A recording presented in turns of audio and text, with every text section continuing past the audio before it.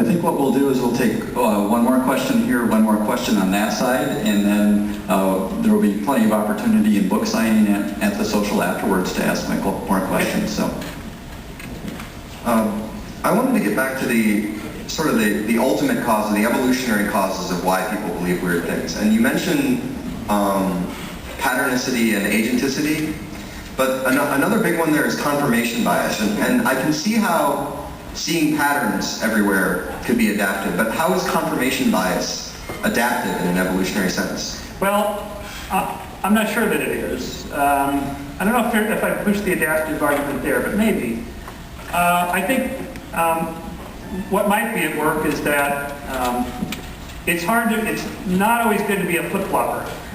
That is, for the most part, you commit to a particular belief, you stick with it. It's particularly a social belief in your group, because group cohesiveness is really important in sort of evolutionary studies of how groups evolve. And if there is such a thing as group selection, then religion, for example, acts as a very cohesive social force to bind people together behind a set of beliefs about ourselves and about those other guys, those bad guys. And this is the basis of xenophobia and tribalism. I think it sort of goes along in that category. It's sort of swept along that we commit to a particular belief, we filter data through it to support it, and because it's too anxiety-producing and I think disruptive to constantly be changing your position. So it is very difficult to get people to change their mind, especially if they're behaviorally committed, to whatever it is. Once you stated publicly this is what you believe, and if you make money off of it or you have something invested physically or financially, it's really hard to change your mind.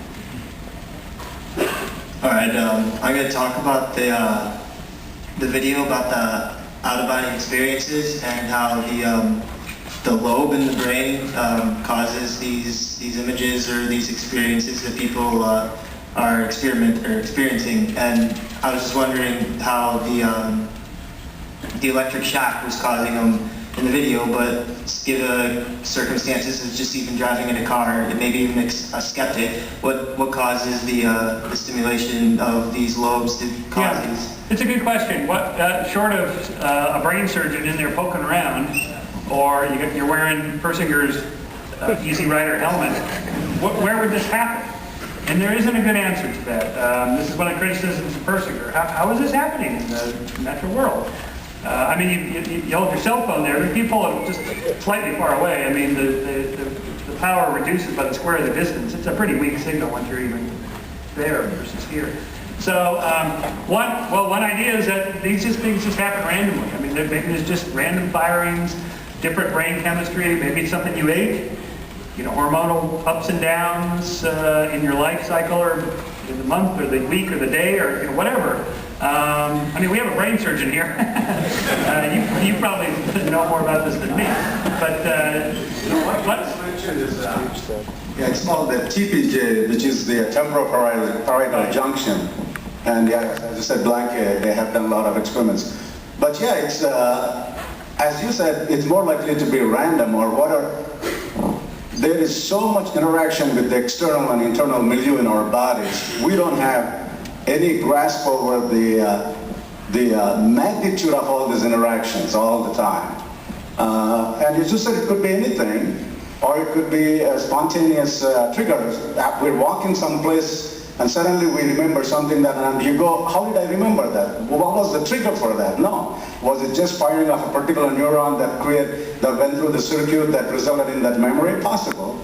In the same way this can happen too, but the bottom line, as you said, it all happens in our brain. And there was a guy by name Protagoras who said, man is the measure of everything. I want to change it to brain is the measure of everything. That's right, yeah.